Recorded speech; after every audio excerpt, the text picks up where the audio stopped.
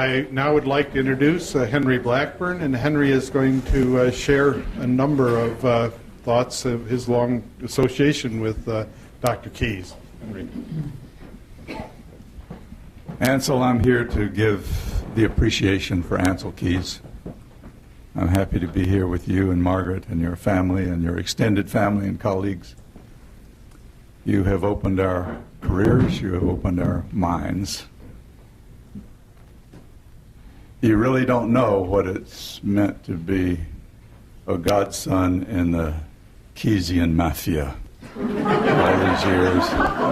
I feel my responsibility dearly.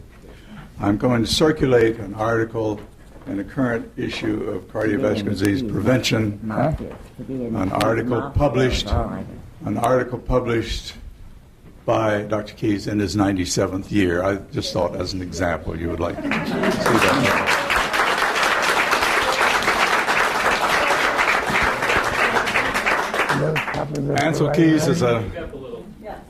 Ansel Keyes is a major scientist of our times. What is that?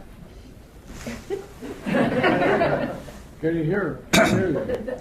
That microphone doesn't work. The microphone doesn't work, and my voice doesn't project it all that well, but I will try again. Dr. Keyes is a major scientist of our times. If you remember nothing else, that's all you need to know.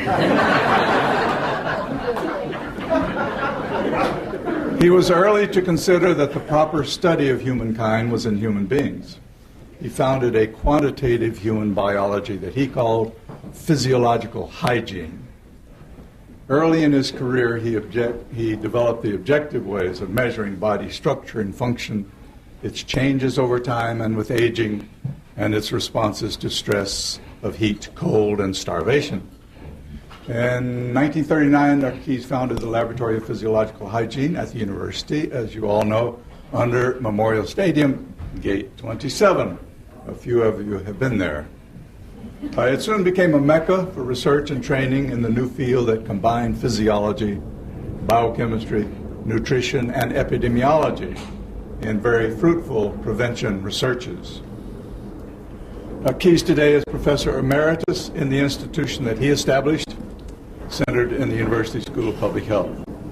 He was among the first medical scientists to apply mathematical regressions, prediction equations to human biology. In his thesis, he regressed the weight of fishes on their length for his doctoral study at Scripps Institute in the 1920s, and he later applied regressions to human studies of the relationship between body build, blood pressure, diet, serum cholesterol, and coronary disease. He was among the first to measure body composition, to understand the structural and functional relationships among lean muscle, skeleton, and fatty tissue. He established their different proportions by weighing people in air, and if you can imagine, underwater, after they'd expelled all the air from their lung. He described their changes with semi-starvation. He was commissioned, as you all know, by the government in World War II to study human performance during these sorts of stress and deficiency states, and developed an emergency ration extensively used by troops in the war and afterwards. In a remarkable classical period of researches in the 50s and 60s, Keyes, with his dear colleagues Joe Anderson and Francisco Grandi, defined the relationship between the fat, or the fatty acid composition of the diet, and the serum cholesterol level and their changes. The Keyes equation has stood the test of 35 years' time, the most precise way to predict the effects of diet on blood cholesterol levels of individuals and of whole populations and their changes. Keyes was among the first to emphasize the relation among energy intake, energy expenditure, resting metabolism, providing greater understanding of activity calories and the mass phenomena that have led to our epidemic of obesity.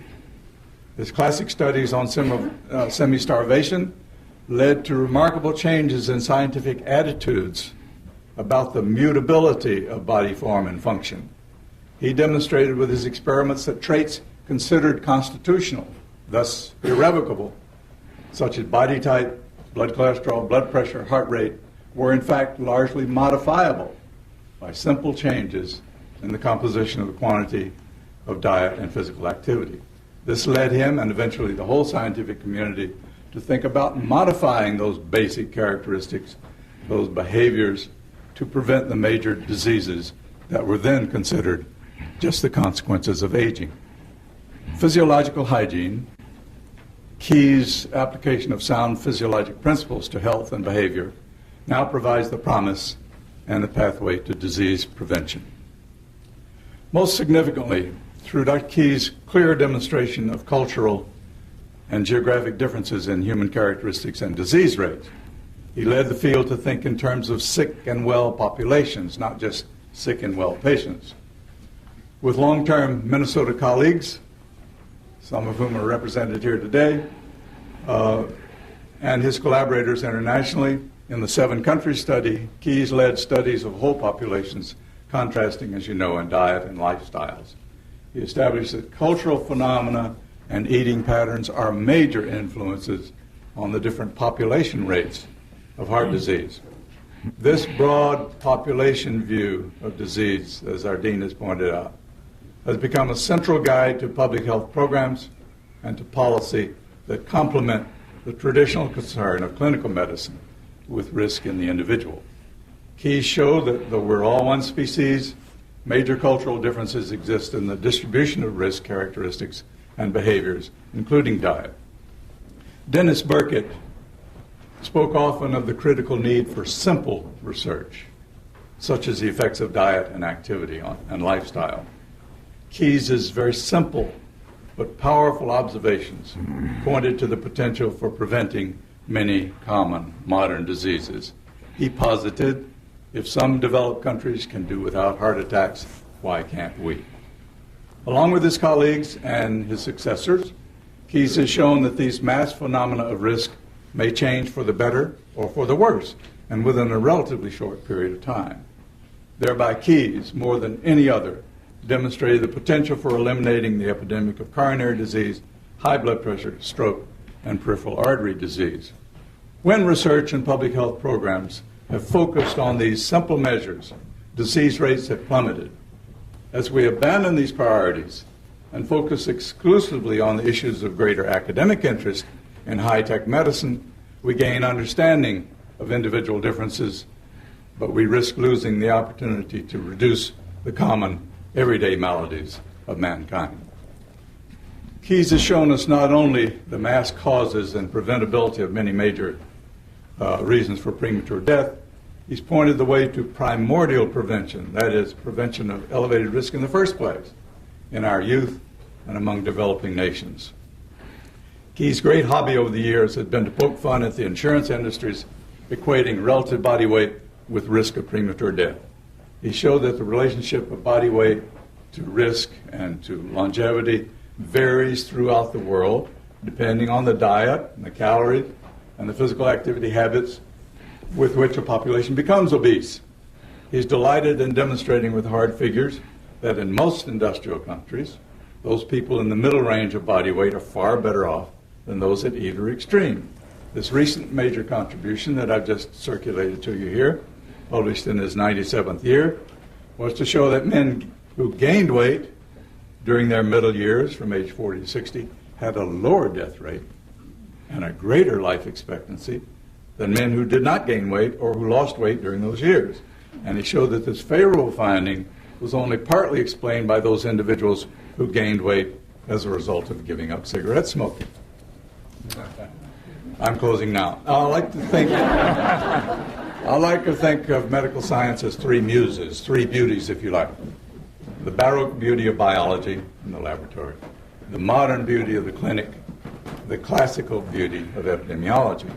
Ponder their different complementary missions: the search for mechanisms, universal truths at the bench, for unique phenomena and their cure in the clinic, for mass phenomena and their prevention in the population at large. Keyes laid out beautifully designed studies at each stage, from testing mechanisms to impact on public health. He's one of the few investigators who have ever lived capable of using the discipline appropriate to the stage of knowledge, whether it be laboratory, clinic, or population. He employed the study design appropriate to the question.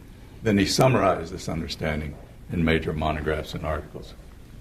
Ansel and his wife Margaret have over the years been effective purveyors of a healthy and attractive eating pattern. In their several popular books, Eat Well, Stay Well, Benevolent Being, they were the first in the English-speaking world to extol the virtues of the Mediterranean diet and lifestyle based on their combined science and culinary arts. Ansel has a quick and brilliant mind, a prodigious energy, and great tenacity. You won't object, will you, Ansel, to being called tenacious? By the boldness of his concepts, the vigor of his pursuits, the rigor of his methods, and by personal example, he's led generations of investigators in making powerful contributions to the public health. He's had a major impact on the thinking of the profession and the scientific community, particularly in food sciences and exercise science. He's had a major influence on the public and its health, its food choices, and eating patterns. His colleagues, his colleagues, have learned from him that if common diseases are the result of mass behaviors, there is a social responsibility to address the larger issues of their cultural causes, both in our practice and in health policy. He showed us that there is also a personal responsibility to promote and to model healthy behaviors, to provide an example to patients, colleagues, families, and communities. Few faculty have contributed more to knowledge and to human well-being. This is the large legacy of Minnesota's senior scientist, Ansel Keys. Thank you.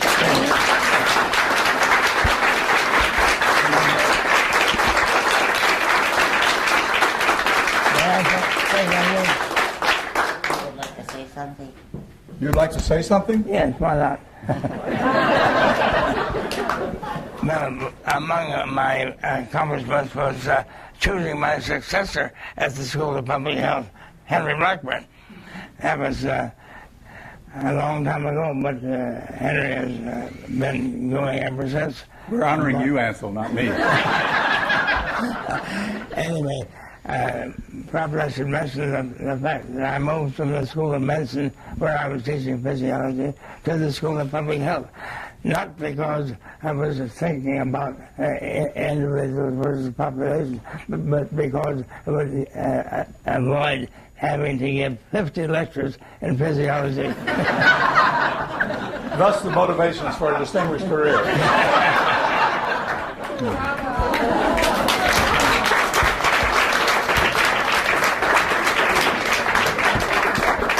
I'll just sum briefly half a dozen letters that Ansel has received through the university. I'm sure there are many more at home. State of Minnesota, Office of the Governor, Jesse Ventura. Your patience is appreciated. I will be in contact with you as soon as I know if Governor Ventura's schedule will allow him to accommodate your invitation.